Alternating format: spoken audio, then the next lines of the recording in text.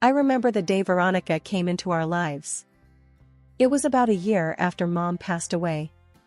Dad was still a bit lost, moving through life like he was walking in a fog.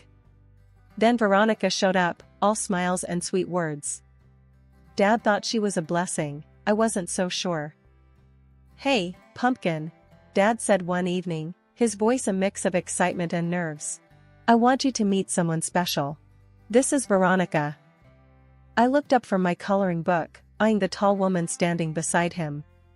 She had this big, bright smile, but her eyes didn't match it. They were like little calculators, sizing me up.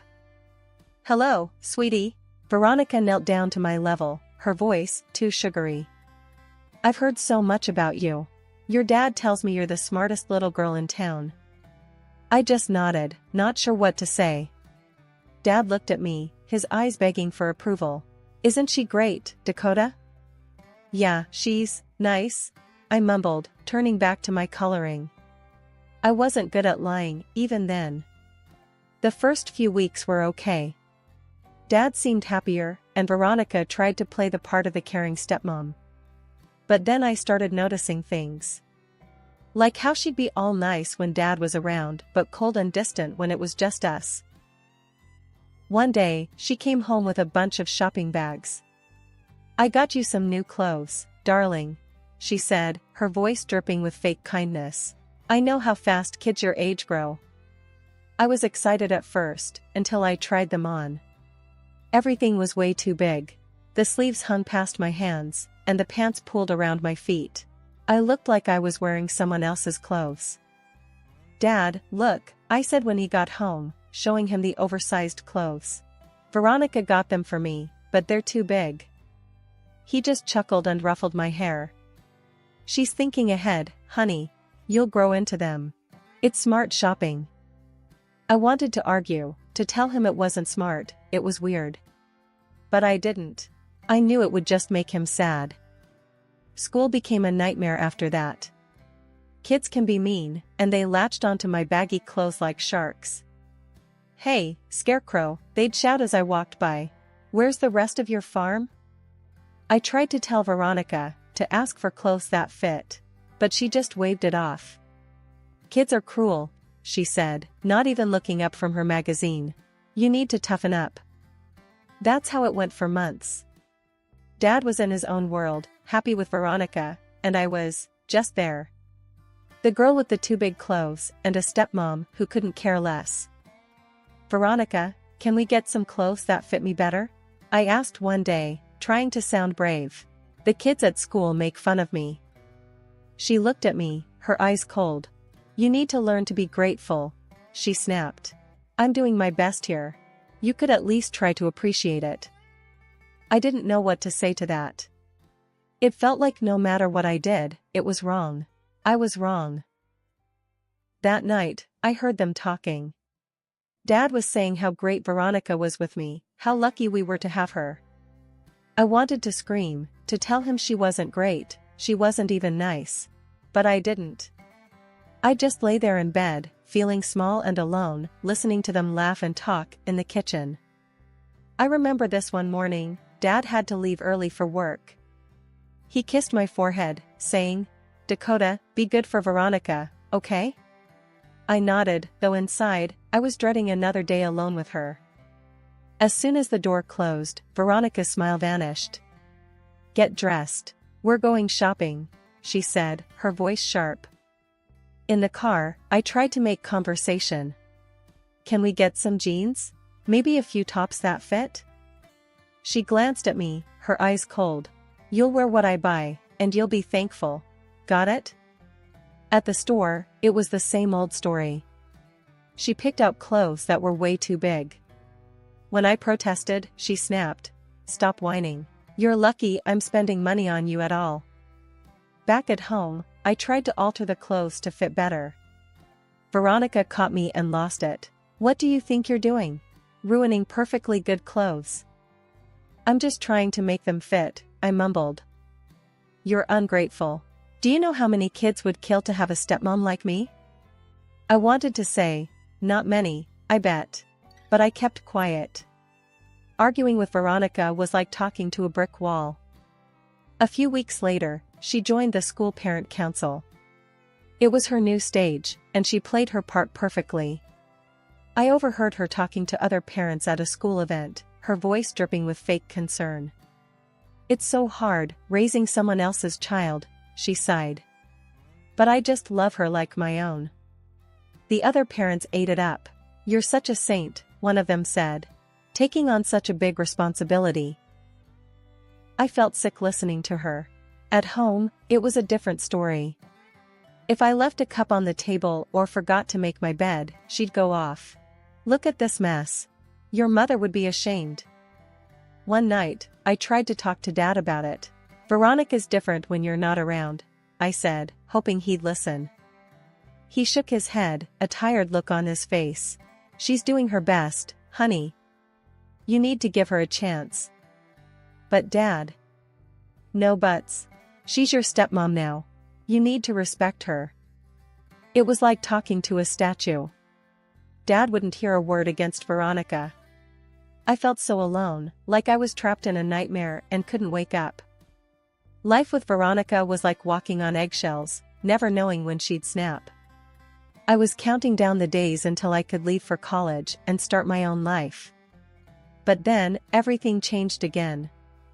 It was a Tuesday morning, just like any other. Dad was rushing around, getting ready for work, and I was trying to avoid Veronica's morning mood. Suddenly, Dad clutched his chest, his face twisted in pain. "Dad!" I screamed, rushing to him.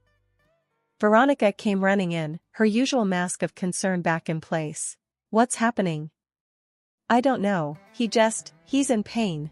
I was panicking, tears streaming down my face. Veronica was on the phone in seconds, calling for an ambulance. But it was too late. Dad was gone before they even got there.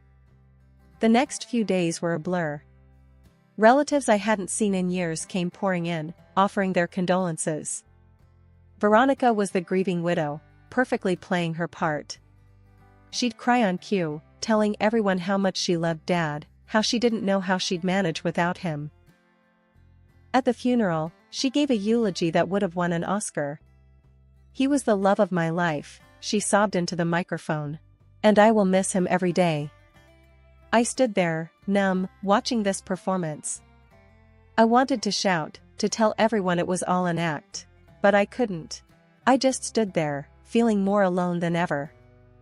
After the funeral, once everyone had left, Veronica's mask slipped. We were alone in the house, just the two of us. She turned to me, her eyes cold and hard. "Now that your father's gone, things are going to change around here," she said, her voice low and menacing. "You're going to learn to respect me." I was still in shock from Dad's death, and her words felt like a slap in the face. "What are you talking about?" I managed to say, my voice barely above a whisper. "Don't play dumb with me, Dakota," she hissed. "Your father's not here to protect you anymore. And I'm not going to put up with your attitude." I couldn't believe what I was hearing. My father had just died, and all she could think about was herself. "You're unbelievable," I said, my voice shaking with anger. "He was your husband. How can you be so cold?" She laughed, a harsh, bitter sound. "Oh, please. Your father was a means to an end, nothing more. And now that he's gone, I'm in charge. You'd do well to remember that."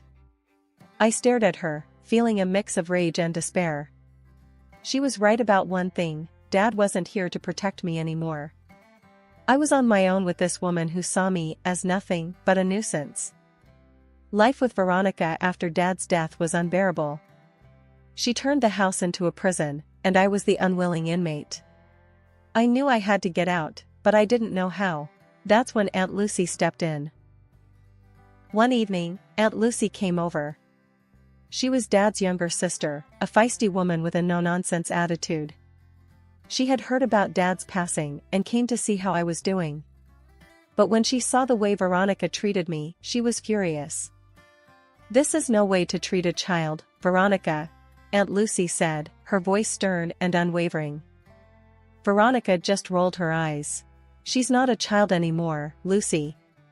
She needs to learn discipline. Aunt Lucy wasn't having any of it. Discipline? Is that what you call this? She's practically a prisoner in her own home. I remember sitting there, watching them argue, feeling a glimmer of hope for the first time in months. Aunt Lucy was taking my side, something no one else had done since Dad died. Listen, Veronica, I'm not going to stand by and watch you treat her like this, Aunt Lucy continued. She's coming with me. Veronica laughed, a cold, cruel sound. And what makes you think you have any say in this? I'm her guardian now. Aunt Lucy's eyes narrowed. We'll see about that. I'm not going to let you ruin her life. That night, Aunt Lucy took me to her place. It was a small, cozy house, nothing like the cold, imposing one I'd been living in with Veronica. For the first time in what felt like forever, I felt safe.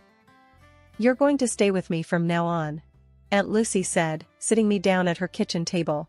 I've spoken to a lawyer. We're going to fight for your custody. I was overwhelmed. But Veronica said she's my guardian. Aunt Lucy shook her head. She may be your guardian for now, but that doesn't mean it's permanent. We're going to fight this, and we're going to win. The legal battle was tough. Veronica fought tooth and nail to keep me, not because she cared, but because she wanted control. But Aunt Lucy was a fighter, and she had a good lawyer. After months of back and forth, the court finally awarded custody to Aunt Lucy. Moving in with Aunt Lucy was like stepping into a new world. She was kind and caring, the complete opposite of Veronica. She encouraged me to pursue my interests and supported me in everything I did. Life's too short to be miserable, she'd say. You've got to find what makes you happy and go for it. I took her advice to heart. I started doing better in school, made new friends, and began to feel like a normal teenager again. Aunt Lucy was more than just a guardian, she was a mentor, a friend, a beacon of light in the darkness that had been my life. Living with Aunt Lucy gave me the stability and love I needed to heal from the years of neglect and emotional abuse I'd suffered under Veronica. For the first time, I started looking forward to the future, dreaming about what I could become. It was the beginning of a new chapter, a new life, and I was determined to make the most of it. Years had passed since I last saw Veronica. I was now working at a reputable firm, forging my own path. The past seemed like a distant memory until one ordinary day, my phone rang, displaying an unknown number. Dakota Harrison speaking, I answered, expecting a routine work call. The voice on the other end was unfamiliar, clinical. Hello, Ms. Harrison, this is Nurse Jenkins from St. Mary's Hospital. I'm calling about your mother. She's been admitted here. A wave of confusion hit me. My mother passed away years ago, I corrected, my voice tinged with surprise. The nurse quickly clarified. I apologize for the confusion. I meant your stepmother. She's listed you as her next of kin. My mind raced. Why would Veronica list me? After everything? What happened to her? I asked, a mix of curiosity and old resentment bubbling up. She's had a serious fall and requires surgery. She's been asking to see you, the nurse explained. I was torn, a whirlwind of emotions clouding my judgment. I'll think about it, I said, ending the call. That evening, I shared the news with Aunt Lucy. Her reaction was a mix of concern and disbelief. Why would she ask for you after all this time, and after all she did? I don't know, I replied, feeling a turmoil of emotions. Part of me wants to see if she's changed. But another part of me remembers the pain she caused. Aunt Lucy gave me a reassuring look. You don't owe her anything, Dakota. Remember that. The next day, driven by a strange sense of closure, I found myself at the hospital. Walking into Veronica's room felt like stepping into a forgotten world. She looked frail, a shadow of the formidable figure she once was. Her eyes brightened when she saw me. Dakota, my dear, you came. Veronica's voice was weak, but laced with the same old theatricality. I'm here because I was curious, I stated plainly, maintaining a distance. Dakota, I know I wasn't the best to you. but deep down, I've always loved you," she said, her voice quivering. I looked at her skeptically. The years hadn't softened my memories. "Loved me? You have a strange way of showing it." Veronica reached out, her hand trembling. "I made mistakes, but I am alone now. I need help, and you're all I have left." Her words, meant to tug at heartstrings, left me cold. "You're alone because of the choices you made, Veronica, not because of circumstances." She persisted, her eyes pleading. "Please, Dakota, I have nobody else. I do love you, you have to believe me." I studied her for a long moment. The woman who had tormented my childhood was now lying here, claiming love. It was hard to digest. "I'll hear what you have to say," I finally said, not committing to anything but curious enough to stay. "But don't expect me to forget the past so easily." Sitting across from Veronica in the stark, sterile hospital room, I could hardly reconcile this frail figure with the woman who had once so masterfully controlled our household. Yet, as she began to speak, the familiar undertones of manipulation in her voice were unmistakable, reminding me that some things never truly change. "Dakota," she started, her voice quavering, "I've made a mess of things since your father passed. The inheritance, it's all gone." Her admission didn't surprise me. "Gone? How?" I asked, though a part of me didn't want to hear the sordid details. "I wasn't wise with the money," she confessed, avoiding my gaze. "Bad investments, debts, it's all squandered." I shook my head in disbelief. This was the woman who used to preach about prudence and responsibility, and you're telling me this? Why? Veronica looked up, her eyes locking onto mine. "The doctors say I need surgery, but I can't afford it. I have no insurance left." "So, what do you expect me to do about it?" I asked, feeling a mixture of anger and incredulity.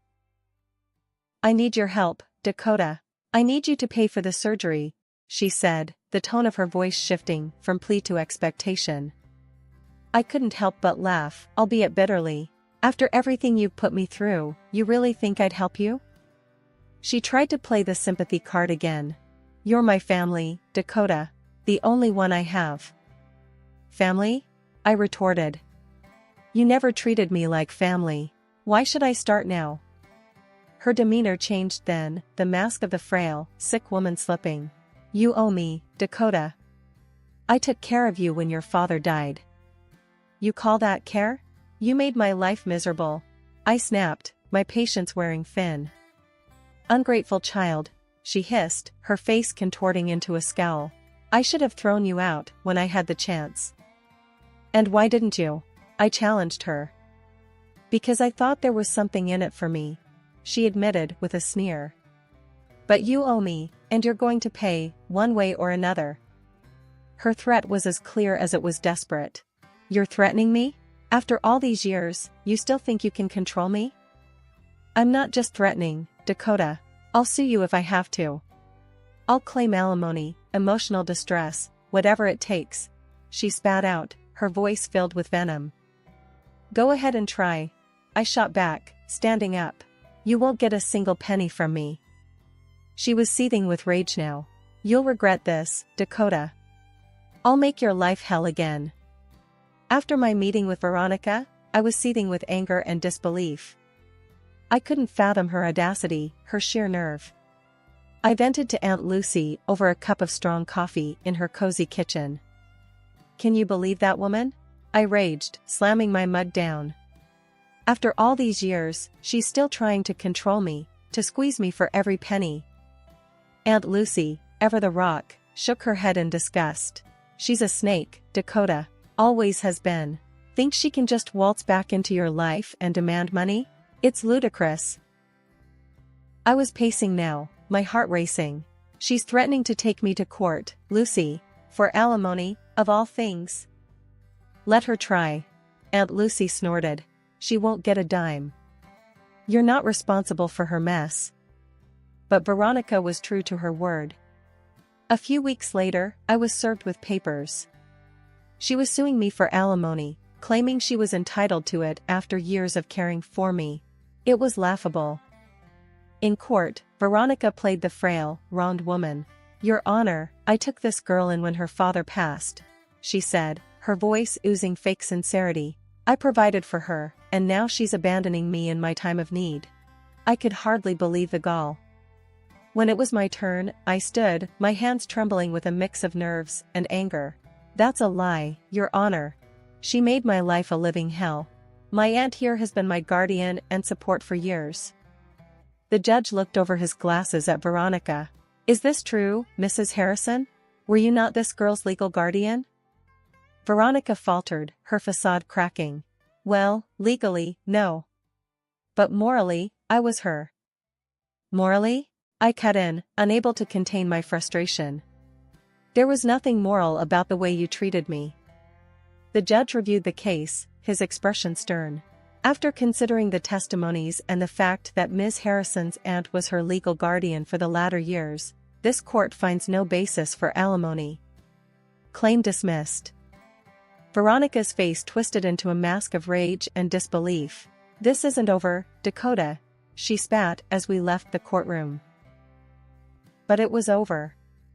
As Aunt Lucy and I walked out of the courthouse, I felt a weight lift off my shoulders. Veronica's last attempt to control me had failed. I was free from her grasp, once and for all. "You did good, Dakota," Aunt Lucy said, squeezing my hand. "She can't hurt you anymore." I nodded, feeling a surge of relief and newfound strength. "I know. It's finally over." That day marked the end of a long, painful chapter in my life. Veronica had no hold over me anymore.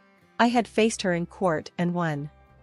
I was free to live my life on my terms, without the shadow of her manipulation looming over me. The courthouse steps behind me felt like a bridge between my troubled past and a hopeful future. Aunt Lucy and I headed to a small cafe nearby, a place that had become our spot for post-court discussions. "So, it's finally over," I said, stirring my coffee absent-mindedly. "I can't believe after all these years, I'm finally free of her." Aunt Lucy nodded, her eyes reflecting a mix of pride and relief. "You stood up to her, Dakota. That took guts. You've come a long way from the scared little girl you once were." I smiled, a genuine sense of accomplishment washing over me. "Yeah, I guess I have. It's just, I never thought it would end like this." "It rarely does," Aunt Lucy said, taking a sip of her tea. "But the important thing is it did end. You can finally put Veronica and all that mess behind you." Her understanding and support were like a beacon in the dark. "Thanks, Lucy. I don't know what I would have done without you." She smiled warmly. "That's what family is for. And remember, you've got a whole life ahead of you. A life that's yours to shape." We spent the rest of the afternoon talking about future plans, my work, travel dreams, and personal goals. For the first time in a long while, I felt genuinely excited about what lay ahead. As I walked home that evening, the city lights sparkled a little brighter, and the air felt a little fresher. I realized that for the first time in my life, I was truly free. Free from Veronica's shadow, free from the fear and the pain she had caused. Back in my apartment, I stood by the window, looking out over the bustling city. This was my world now, a world full of possibilities. I thought about everything I had overcome, the battles I had fought, and the strength I had found within myself. I was no longer the victim of my past, but the architect of my future. I decided to start a journal, to document this new chapter in my life. As I penned down my first entry, I felt a sense of peace and optimism. The road ahead would have its challenges, but I was ready to face them head-on. "Here's to new beginnings," I whispered to myself, closing the journal with a sense of finality.